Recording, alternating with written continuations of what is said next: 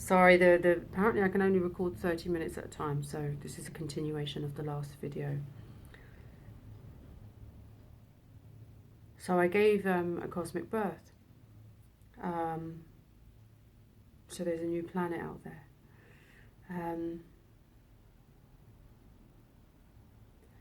I think this went on for 3 or 4 hours, and I just remember completely surrendering, and it was, I literally just took off my clothes. I touched my whole body and understood that this is a body I have, and I touched my vagina and understood that that was where the birth was going to come from. So it was like my cosmic self was now connecting with this material self, and I mean, it's not something that could have happened in front of anyone. It was like it was just giving birth.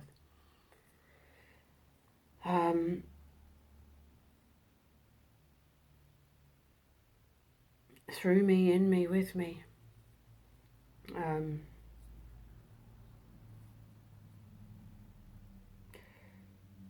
I mean, it's all been. I mean, there's still more. I mean, I just want to keep continuing talking to you, and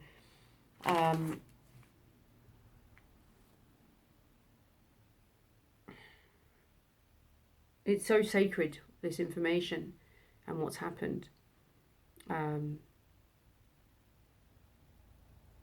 I remember afterwards, Sandra and I became really good friends, and she said to me that she thought what happened with me and her was that I was Demeter and she was Persephone. I didn't even know who they were. I had no idea who they were. And I did my research on it, and it made sense to me. Sandra then came round another time. I don't think I've put the date in here. I don't think I've put the date in here. So Sandra then came round, oh right, October the 9th. Yeah. So Sandra came round on October the 9th. That's right, because the other one must have been 29th then.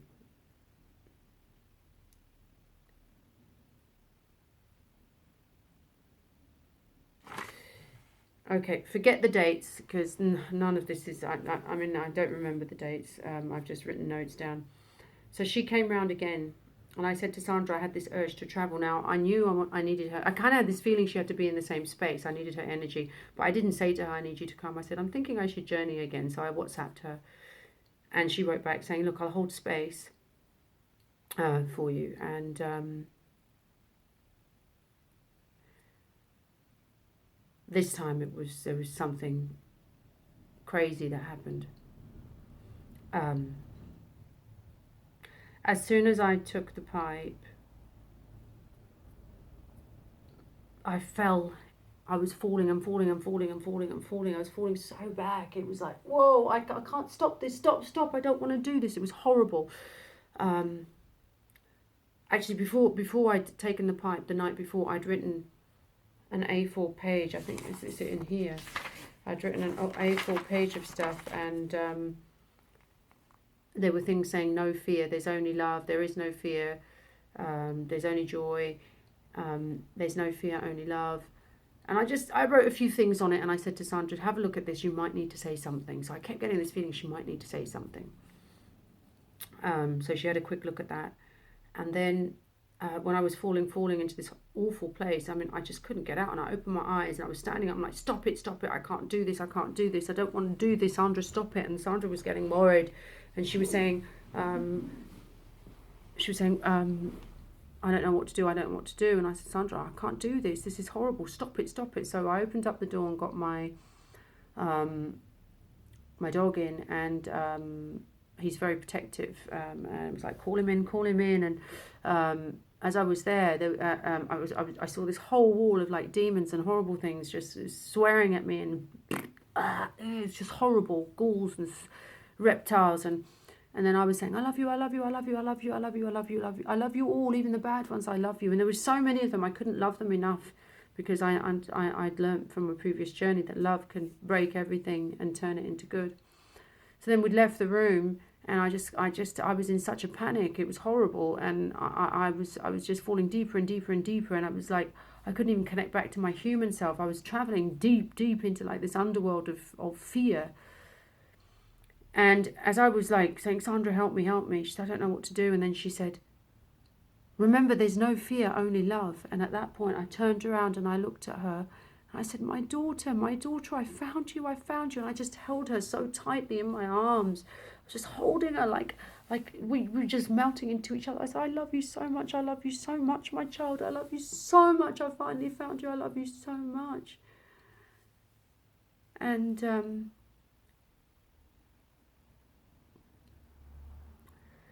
at that point, I saw these like reptile creatures trying to pull her away from me, and ghouls and demons all around the house. I could see them. And then I saw them. I actually saw them. I opened my eyes and I said, you can get out now. I've found my daughter. I have found her now. I love her and you can't change that. I was full of power, and from that weak person falling, I was full of this power and love for my daughter. And that love for my daughter was so strong that they retreated and they disappeared. Then the next day, I mean, she left, and it was sorry. Then when they retreated, I literally fell on the floor because I was exhausted, and I just fell into her arms and I said, we've done it. Don't you understand what we've done? We've done something so important, so important. And then we had a quick bite to eat because it was really late. I think we finished at midnight, and she went home. And the next day when I walked out onto the streets, I could feel that I had removed the fear and the terror of the conscious realm of the planet.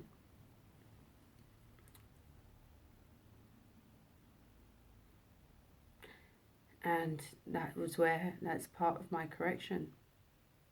See, the stories are repeating themselves in the myths. The mother was separated from the child, and the mother had to find the child. And that was corrected. I mean, there's so much to tell you. I'm just going to keep talking and just put this video up in parts. And excuse me if I get emotional at times, because this is so sacred. It's my past lives I'm sharing with you. And remembering those journeys again just moves me.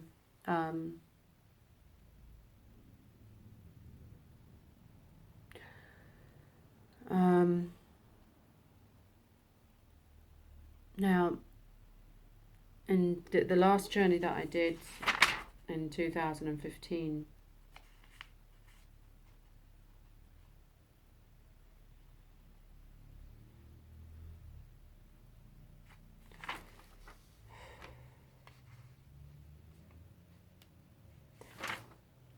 and now this one I wrote down, and this is a lot of pages.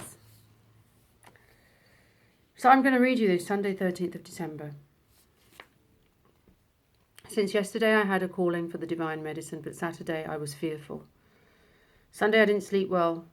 My body ached. I felt like the spirit world was weighing me down, saying, do this now. I woke up on Sunday early, 5:30 a.m, and stayed in bed till 8:30 a.m. I listened to my sacred songs, my Om songs, and lit a candle and an incense stick. I went to the park for a long walk, and I went to see the Phi tree. There's a tree in Battersea Park. I was led to a lot of research during all of this regarding sacred geometry, and I came across the Phi, PHI, the Phi symbol, which is the golden ratio, which I never knew before. And there's like 3 or 4 videos I'd watched. Things are coming to me, so I'm being guided to certain places and things. And then as I was walking in the park and coming home, I saw the symbol on a tree. So I always go there. Yeah, I saw the symbol on a tree. It's amazing. It was just there. And it was reminding me of, waking me up.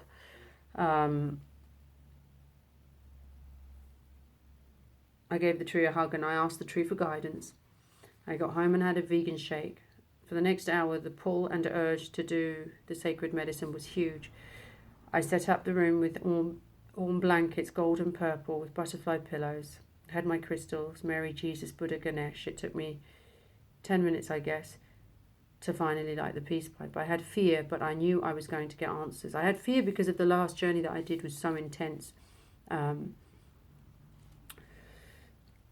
I'd picked up the pipe and I wasn't doing it. I was so scared. It was like I was hitting myself, like something was hitting me going, do it, you have to do this. I finally lit the pipe. Now at the time I was wearing a white onesie because I always wear white when I do ceremony. I didn't see any colours. This time I looked at the tree outside. Outside my house was a tree. Normally I close the blinds, but this time I left them. It was about 12:30. Suddenly I could see things emerge from the tree. Gods, Indian gods, Buddha, the sacred hand, Ganesh. They started to disappear. I took more medicine. There was like a luminous hand and energy that was directing me and adjusting me. I was aware I was so hot, so I went and quickly to my bedroom and took off the onesie, and I had an arm wrap similar to this one, and I wrapped it around my body. It was green. And I went back to the ceremonial space. I took some more medicine and there was this luminous force which was directing my head. So I was being moved around. It was like my eyes were being moved around. My whole body was being moved around. I looked outside and there were all the Indian gods in the trees. Krishna was there and Ganesh. And then I kept saying, do you want me to take some more? It was like they were communicating to me, but there was no words. It's a communication. And it's like in the way that the wind communicates with you, I guess. When it's cold, you do this, but the wind doesn't need to speak. I kept saying, I'm doing this because you're asking me to. As soon as I took it, I was in this space above everything. There was darkness, but this black and white lingam type structure. It was my consciousness.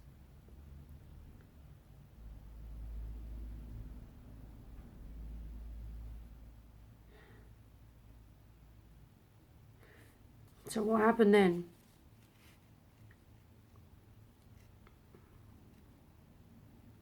Am I allowed to tell this now?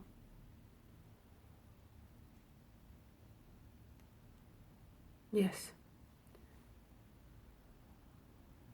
So what happened was the day that changed a lot of things. I was being moved around, and then this voice came through me, and it said, "This was all for you." I completely understood what that meant. I didn't have to ask the question because I knew, and I said, "I didn't want it like this." So I responded, I didn't want it like this. I was like a little girl. I didn't want it like this. Well, we can stop it now. No, I love them. I love them so much.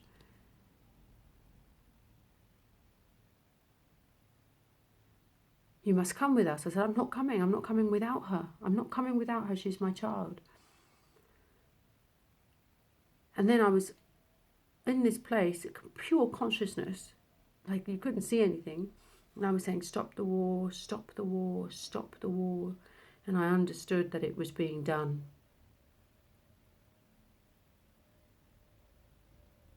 That World War III was stopped. And I also understood when they said to me, we can stop it now, it meant I had the choice to stop creation.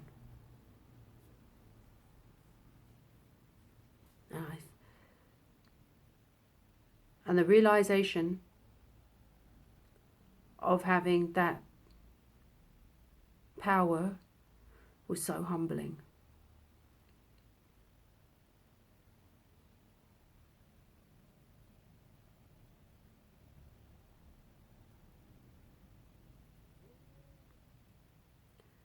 And then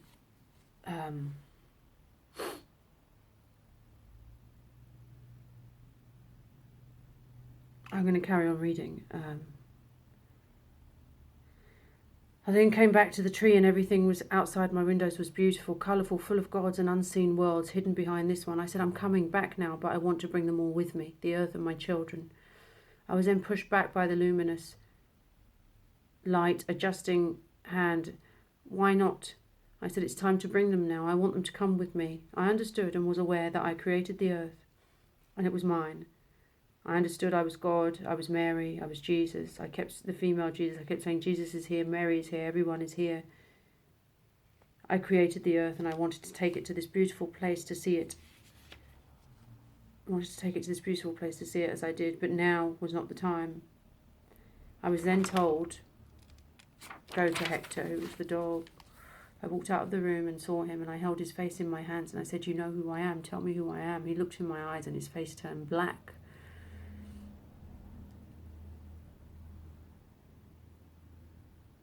Then the divine spoke again. I call it the divine voice saying, stop it now. Take care of your human life and go to Egypt. Take nothing with you. Don't tell anyone this. I wasn't supposed to tell anyone at that time. I believe now I can.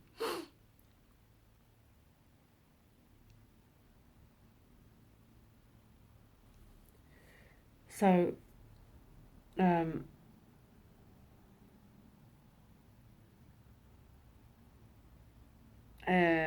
I cleared everything up. I was crying with joy and overwhelmed. I was overwhelmed. It was joy, but it was overwhelming. It was like, whoa, this just happened.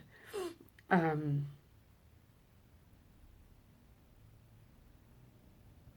I then, let's have a look. Yeah, so I'll put that down. So before that ceremony, I was singing Om, Om, Om.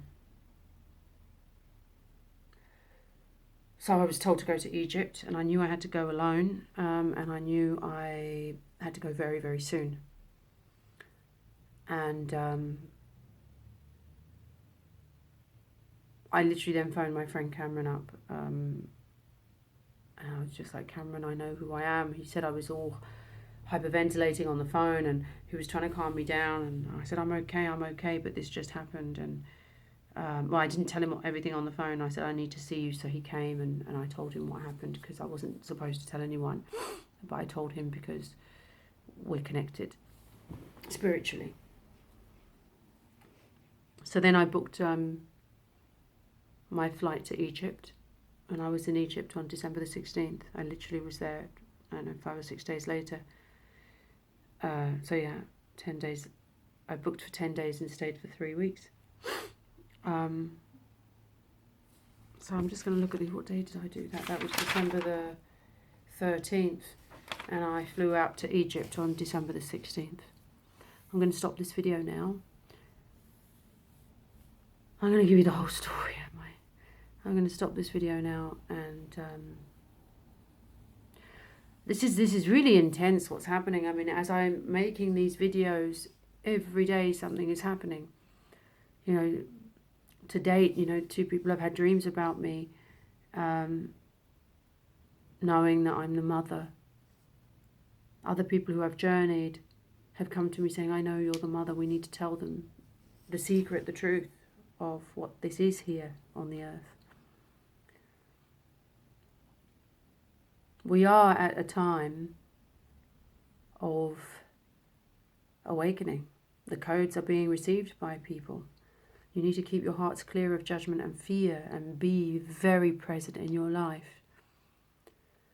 Meditate. If you can, go to an ayahuasca retreat, or, do some sacred medicine. Be in those places and spaces with people of kind. And they will all come back to nature, back to mother. This is the time. This is the return. And this time we're going to get it right. And this time you are all coming into awakening. In knowing the mother, you know yourself. And in knowing yourself, you know the power that you have, that you are all creator gods. Every day is overwhelming. Every day is a gift. Everything is sacred. Everything is blessed. Everything is sacred on this earth. Especially you. You are sacred. You are children of great power, of great joy. And I welcome you all back. As I welcomed myself, as I found myself.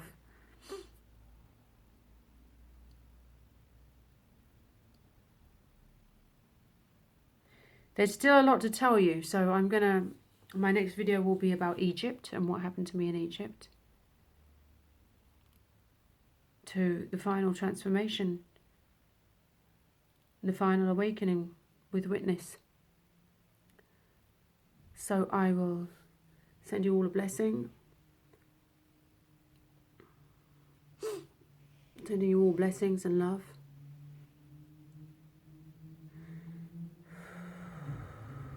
I want you all to take 3 breaths with me.